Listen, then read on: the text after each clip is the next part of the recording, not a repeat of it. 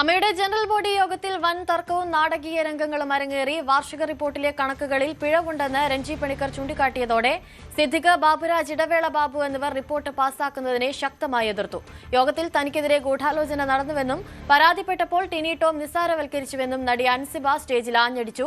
ഉണ്ണി ശിവപാൽ തന്നെ മതവർഗീയവാദിയാക്കി ചിത്രീകരിക്കാൻ ശ്രമിച്ചതായും അൻസിബ ആരോപിച്ചു. നാമി ദിനേശ് ചേരുന്നുണ്ട് കൂടുതൽ വിവരങ്ങളുമായി. നാമി, അങ്ങനെ അമ്മയുടെ ഭരണസമിതി രാജി സമർപ്പിച്ചിരിക്കുന്നു. ഒപ്പം സംഘടനയ്ക്കെതിരെ മറ്റു ചില പ്രമുഖ ആളുകൾക്കെതിരെ ഒക്കെ രൂക്ഷമായ ആരോപണം ഉന്നയിച്ചുകൊണ്ടാണ് ഭരണസമിതി രാജിവെച്ചിരിക്കുന്നത്. ശ്വേതാ മേനോനും അമ്മയിൽ നിന്ന് രാജി സമർപ്പിച്ചിരിക്കുന്നത്.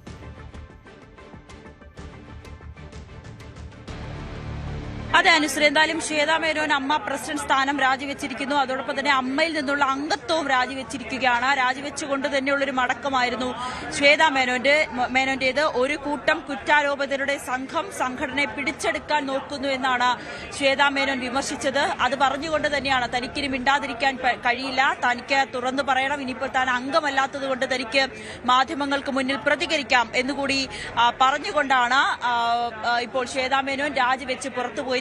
അംഗത്വം കൂടി രാജിവെച്ചു. അതോടൊപ്പം തന്നെ ഈ എക്സിക്യൂട്ടീവ് കമ്മിറ്റി തന്നെ രാജിവെച്ചിരിക്കുകയാണ്. ഇനി പുതിയ തെരഞ്ഞെടുപ്പ് ഉണ്ടാകും. ആ തെരഞ്ഞെടുപ്പിൽ ആരൊക്കെ മത്സരിക്കുമെന്ന് നമുക്ക് വഴിയെ അറിയാൻ സാധിക്കും. നമുക്കറിയാം, കഴിഞ്ഞ കുറേ നാളുകളായി, ഏകദേശം ഒരു മാസത്തോളമായി അമ്മ സംഘടനയിൽ വലിയ തർക്കങ്ങൾ തന്നെയായിരുന്നു നിലനിന്നിരുന്നത്. വലിയ വാദപ്രതിവാദങ്ങൾ നിലനിന്നിരുന്നു. അത് കോടതിയെയും പിന്നീട് പോലീസിനെയും ഒക്കെ സമീപിക്കുന്ന കാര്യങ്ങളിലേക്ക് പോകുന്നു. പരസ്യ പ്രസ്താവനകൾ, പരസ്പര വിഴുപ്പലക്കലുകൾ, ഇതിന്റെയൊക്കെ ഒടുവിലായി ആ എക്സിക്യൂട്ടീവ് കമ്മിറ്റി തന്നെ പിരിച്ചുവിട്ടിരിക്കുകയാണ്. അതിൽ ഇന്ന് നടന്ന പ്രധാനപ്പെട്ട കാര്യം, ഈ വാർഷിക പൊതുയോഗം ഇന്നത്തെ ജനറൽ ബോഡിയിൽ അവതരിപ്പിച്ചു. പക്ഷെ അതിലൊക്കെ വലിയ രീതിയിലുള്ള സംശയങ്ങളുണ്ട്.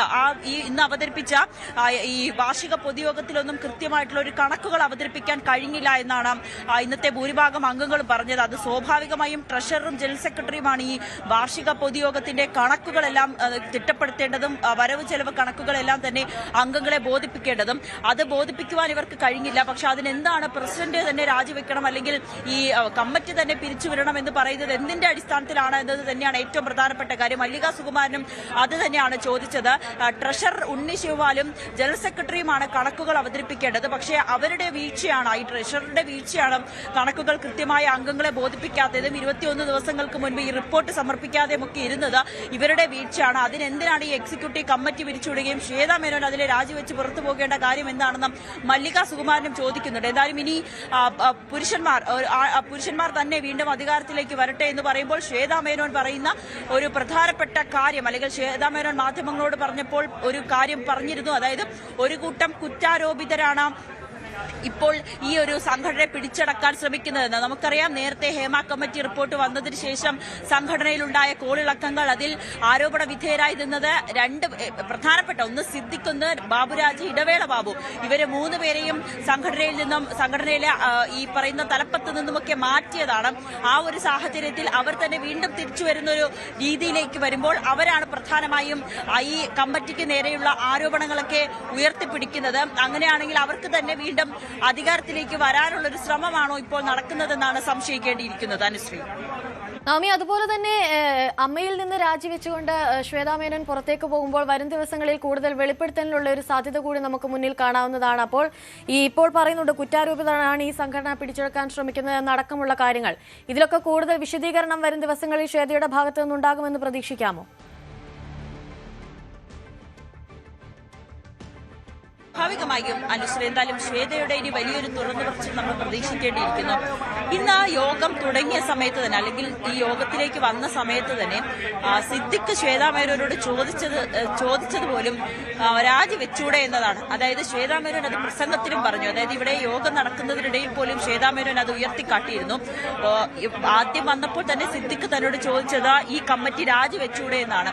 അങ്ങനെയാണെങ്കിൽ കൃത്യമായ അജണ്ടയുടെ ഭാഗമായിട്ട് തന്നെയല്ലേ സിദ്ദിഖ് അടക്കമുള്ളവർ ഇവിടെ എന്നുള്ളൊരു സംശയം ശ്വേതാ മേനോൻ ഉന്നയിച്ചിരുന്നു. പിന്നീട് ഈ അംഗങ്ങളെ, അതായത് അമ്മ സംഘടനയിലെ അംഗങ്ങളെ BJPയുടെ സ്ഥാനാർത്ഥികളായി നിർത്തിയിരുന്നു. അതായത് 2020 സ്ഥാനാർത്ഥിയായി അഞ്ജലി നായരും പിന്നീട് ലക്ഷ്മി പ്രിയയും പിന്നീട് മാറിയിരുന്നു. വീണ നായർ ഉൾപ്പെടെയുള്ളവരെയൊക്കെ മുന്നോട്ട് വെച്ചിരുന്നു. അത് ശ്വേതാ മേനോനും BJPയും തമ്മിലുള്ളൊരു ഡീലാണോ? ശ്വേതാ മേനോൻ പണം വാങ്ങിയാണോ ഈ സംഘടനയിലെ അംഗങ്ങളെ, സിനിമാ താരങ്ങളെ മത്സരിപ്പിച്ചതെന്നൊരു ചോദ്യം ഇവിടെ പലരും ഉന്നയിച്ചിരുന്നു. അതിനെ പോലും ശക്തിയുക്തം എതിർക്കുകയായിരുന്നു ശ്വേതാ മേനോൻ. അങ്ങനെ താൻ ഒരു പാർട്ടിയുടെ ഭാഗമല്ല, ഒരു പാർട്ടിയിൽ നിന്ന് പണം വാങ്ങിയിട്ടില്ല, ഇതെല്ലാം വസ്തുതാവിരുദ്ധമായ കാര്യമാണെന്ന് ശ്വേതാ മേനോൻ പറയുന്ന സാഹചര്യവും ഉണ്ടായി. അങ്ങനെ ശ്വേതാ മേനോൻ അടങ്ങുന്ന സംഘത്തെ അല്ലെങ്കിൽ ശ്വേതാ മേനോൻ അടങ്ങുന്ന എക്സിക്യൂട്ടീവ് അംഗങ്ങളെ രാജിവെപ്പിക്കുക എന്നൊരു ഉദ്ദേശം തന്നെയായിരുന്നു ഈ സംഘടനയിലുള്ള പല താരങ്ങൾക്കും ഉണ്ടായിരുന്നത്. അത് കുറ്റാരോപിതരെന്ന് പറയുമ്പോൾ തന്നെ നമുക്ക് ഊഹിക്കാം അത് ആരൊക്കെയാണെന്ന്. ഇടവേള ബാബു,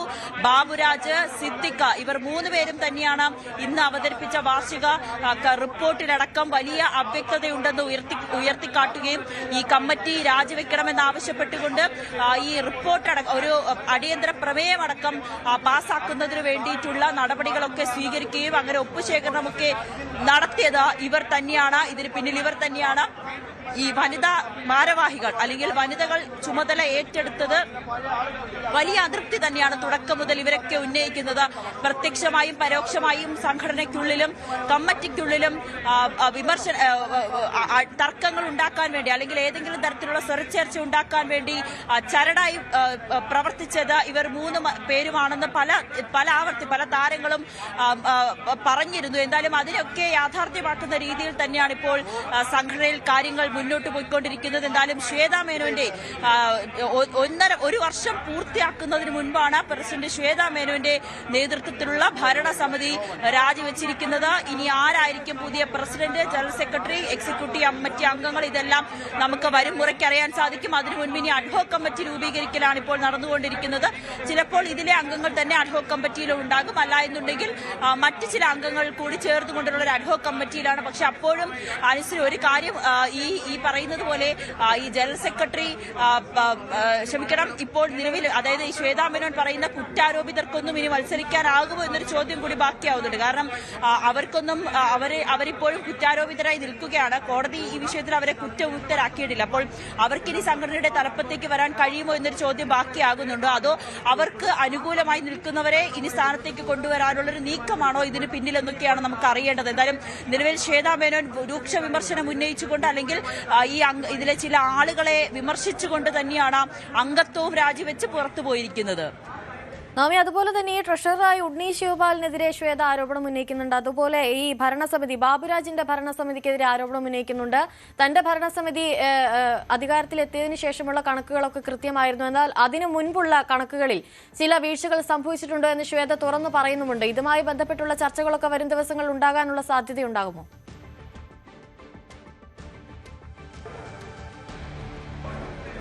അനുശ്രീ, ശ്വേതാ മേനോൻ മാധ്യമങ്ങളെ കണ്ടപ്പോൾ കയ്യിലുണ്ടായിരുന്ന രേഖകൾ അതെല്ലാം ഉയർത്തി കാണിച്ചുകൊണ്ട് ശ്വേതാ മേനോൻ പറഞ്ഞത് താൻ അധികാരത്തിലേറ്റ ശേഷം ഇന്നുവരെയുള്ള കണക്കുകളെല്ലാം കൃത്യമായിരുന്നു, അതിൽ യാതൊരുവിധ പിഴവുകളുമില്ല. പക്ഷേ അതൊന്നും എന്തുകൊണ്ടാണ് അംഗങ്ങൾ അംഗീകരിക്കാത്തതെന്ന് അറിയില്ല. ഇതിന്റെ കമ്മിറ്റിയിലെ റിപ്പോർട്ടുകൾ അവതരിപ്പിക്കേണ്ടത് അല്ലെങ്കിൽ വാർഷിക റിപ്പോർട്ട് അവതരിപ്പിക്കേണ്ടത് ട്രഷററും ജനറൽ സെക്രട്ടറിയും കൂടിയാണ്. അപ്പോൾ അവർക്ക് അതിൽ വീഴ്ച സംഭവിച്ചിട്ടുണ്ടെങ്കിൽ അതിനെ ഏത് രീതിയിൽ അത് രമ്യമായി പരിഹരിക്കാമെന്ന് ശ്രമിക്കാതെ മറ്റൊരു തരത്തിലേക്ക് ഈ കാര്യങ്ങളെ കൊണ്ടുപോയില്ലേ എന്നൊരു ചോദ്യം കൂടിയാണ് ഇവിടെ പ്രധാനമായും ഉയരുന്നത്. എന്തായാലും ഇപ്പോൾ ഇനിയിപ്പോൾ അഡ്ഹോക് കമ്മിറ്റി ചേർന്ന് അവർ അടുത്തൊരു കമ്മിറ്റി എത്തുന്നതിന് മുൻപ് തന്നെ ഈ ഇപ്പോൾ ഉണ്ടായിരുന്ന ഭരണസമിതിയുടെ വരവ് ചെലവ് കണക്കുകൾ ഇതെല്ലാം തന്നെ കൃത്യമായും അടുത്ത കമ്മിറ്റിക്ക് കൈമാറേണ്ടിയിരിക്കുന്നു, അംഗങ്ങൾക്ക് നൽകേണ്ടിയിരിക്കുന്നു. ആ ഒരു പ്രൊസീജിയറും കൂടി അല്ലെങ്കിൽ ആ ഒരു നടപടിക്രമങ്ങളും കൂടി പൂർത്തിയാക്കിയതിനു ശേഷമായിരിക്കും അടുത്ത കമ്മിറ്റി അധികാരത്തിലേൽക്കുക എന്നാണ് അറിയാൻ സാധിക്കുന്നത്. എന്തായാലും ഇനിയൊരു സ്വാഭാവികമായ ഒരു ജനാധിപത്യ രീതിയിലെ പോലെ വീണ്ടും ഒരു തെരഞ്ഞെടുപ്പ് തന്നെയായിരിക്കും സംഘടന കടക്കുക. അതിൽ ആരൊക്കെയായിരിക്കും മത്സരിക്കുക? ഈ ശ്വേതാ മേനോൻ പറയുന്നത് പോലെ കുറ്റാരോപിതരായിട്ടുള്ള ഒരു സംഘം ആളുകൾ സംഘടനയെ പിടിച്ചെടുക്കുന്നു എന്ന രീതിയിലേക്ക് നമുക്കിതിനെ വ്യാഖ്യാനിക്കാൻ കഴിയുമോ? ആ തെരഞ്ഞെടുപ്പിലേക്ക് ഈ കുറ്റാരോപിതരായിട്ടുള്ളവർ മത്സരിക്കുമോ എന്നതാണ് ഇനി നോക്കിക്കാണേണ്ടത്. എന്തായാലും തുടക്കം മുതൽ തന്നെ, അതായത് ഈ യോഗം തുടങ്ങുന്നത് മുതൽ തന്നെ ശ്വേതാ മേനോനും അല്ലെങ്കിൽ നിലവിലുള്ള കമ്മിറ്റിക്കും എതിരായിട്ടുള്ള വലിയൊരു പ്രക്ഷോഭം അല്ലെങ്കിൽ വലിയൊരു വിമർശനം തന്നെയാണ് തുടക്കം മുതൽ ഉണ്ടായിരുന്നത്. അതിന്റെ ഫലമായി തന്നെയാണ് പ്രസിഡന്റ് ശ്വേതാ മേനോൻ അടക്കമുള്ള ഇപ്പോഴത്തെ ഭരണസമിതി രാജിവെച്ചിരിക്കുന്നു. അതിൽ ഏറ്റവും പ്രധാനപ്പെട്ട കാര്യം ശ്വേതാ മേനോൻ അംഗത്വം കൂടി രാജിവെച്ചാണ് അമ്മയിൽ നിന്നും പുറത്തേക്ക് പോകുന്നത്. അതായത് ഇപ്പോഴുള്ള ഈ ഭരണസമിതി രാജിവെച്ചതിന് പിന്നിൽ ഈ കുറ്റാരോപിതർ എന്ന് പറയുന്ന ആളുകൾ പിന്നിൽ പ്രവർത്തിച്ചിരുന്നു, അല്ലെങ്കിൽ ഇതുവരെയുള്ള പ്രശ്നങ്ങൾക്കൊക്കെ പിന്നിൽ ഈ കുറ്റാരോപിതർ പ്രവർത്തിച്ചിരുന്നു എന്ന് വേണോ നമ്മൾ മനസ്സിലാക്കാൻ, നവമി?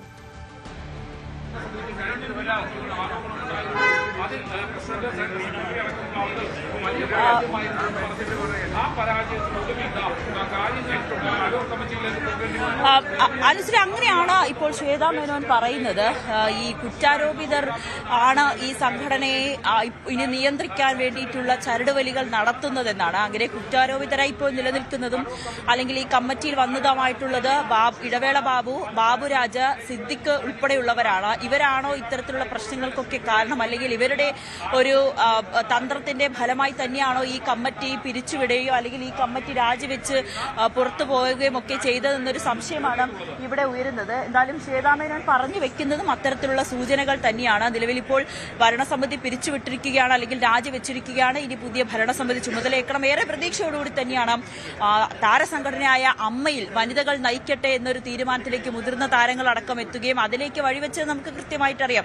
ഹേമ കമ്മിറ്റി റിപ്പോർട്ടിന് പിന്നാലെയാണ് ഇത്തരത്തിലുള്ളൊരു ആരോപണം, ഇത്തരത്തിലുള്ളൊരു കാര്യത്തിലേക്ക്, അല്ലെങ്കിൽ ഇങ്ങനെ വനിതകൾ നയിക്കട്ടെ എന്നൊരു തീരുമാനത്തിലേക്ക് വരുന്നത്. അതുവരെ ഉണ്ടായിരുന്നത്, അതായത് പ്രസിഡന്റ് അന്ന് സിദ്ദിഖായിരുന്നു. സിദ്ദിഖ് ഉൾപ്പെടെയുള്ളവർക്ക് എതിരെ